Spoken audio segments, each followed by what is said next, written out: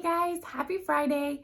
So today I wanted to flip the script on you a little bit and really dive into what I believe to be possibly the one thing that is holding you back from experience the healing that you want. And so I'm going to be showing you some things on the whiteboard today. And what I'm going to be diving into is the hierarchy of change, aka logical levels. And this idea was really brought forth by Robert Dilts. Sorry, I wanted to get his name right. So Robert Dilts came up with this concept of logical levels, and it's really a hierarchy of change. And so I want to show you how we normally think about change and how we actually should be thinking about change to really leverage what we're doing for maximum results, maximum impact. So a lot of times when we think about change, we think about starting with our environment. So I'm going to write that on the bottom here.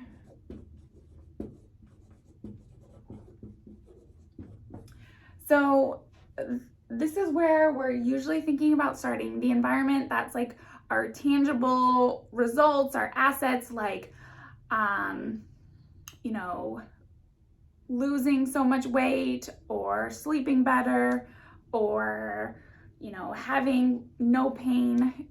This is our like tangible results here. The next level is our behavior.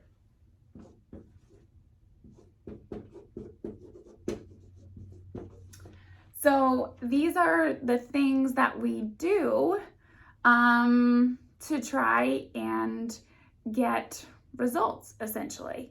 And so most people, when we're trying to make a change, are really operating from these two levels. We think that we can change our behavior to get that result. And this really takes a lot of willpower. It takes a lot of time and a lot of effort to just try to invoke change in this way. So what I want to reveal to you guys is how to access higher up on this pyramid first to make change easier. And so what we have above behaviors is our skills and capabilities.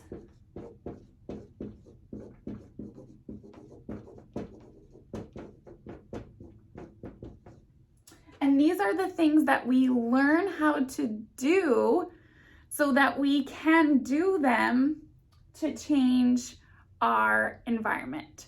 So the reason why this is so important is that if we just continue to do the things that we know to try and get new results, there's a reason why in the past they haven't been producing the results that we want to. So trying to do the same things over and over again is gonna produce the same results. We can't expect different results if we don't expect to take different actions. So learning new skills and new capabilities helps us to change our behavior so that we can make new results and change our environment. But even above this, because learning new skills and capabilities takes time and effort too. So what's the way that we can make that easier? And so above this is beliefs.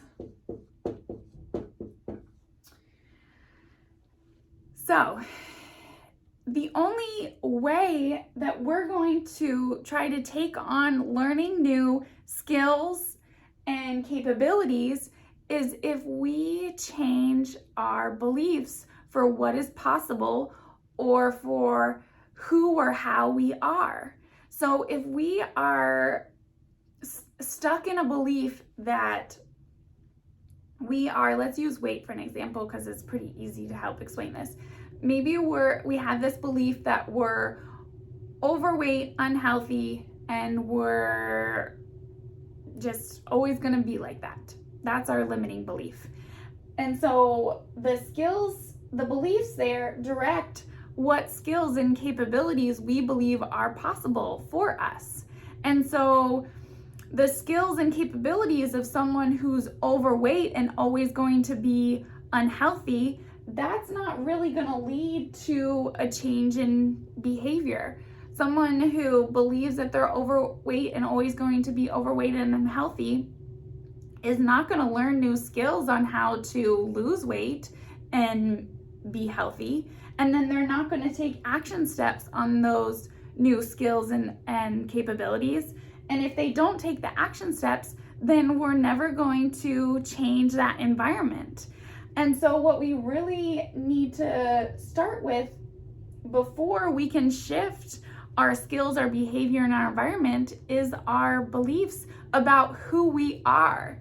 Because if we instead approach health and healing of, oh, my body is healthy, oh, I am capable of healing, and you take on this new belief about yourself, then you are going to be able to learn the new skills and capabilities of someone who believes that.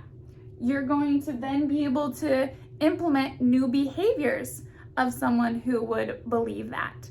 And then those new behaviors are going to really show up in your environment as new results. So I kind of alluded to this already, but above beliefs is the identity. Who you are. So if you identify as someone who is unhealthy and not capable of healing, it's going to cascade into everything else. Everything that you think, everything that you can learn, everything that you do, and then everything that you have.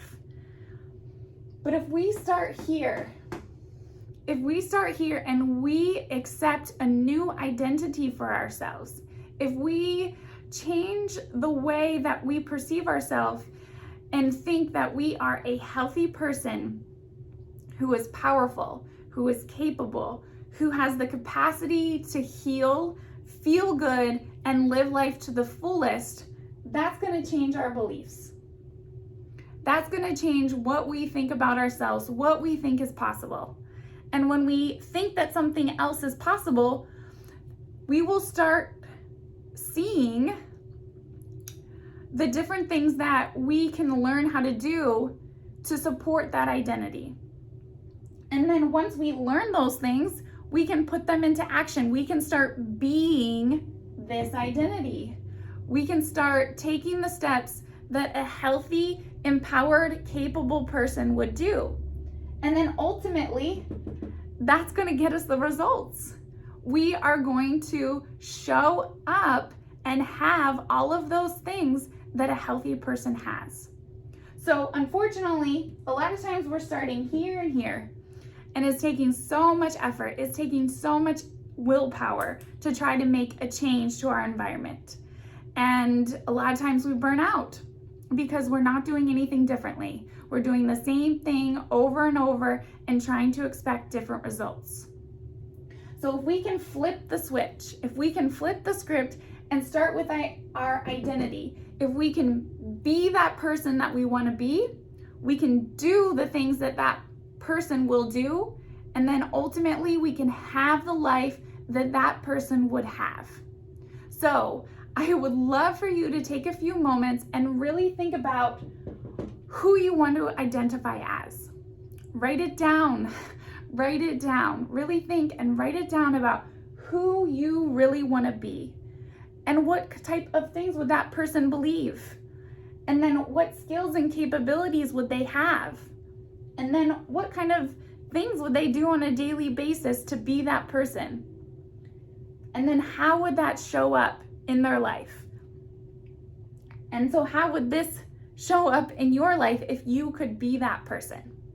So I know this is a totally different way of looking at things, but seriously, I would love you guys to take the time, and I would love for you to share with me in the comments your new identity.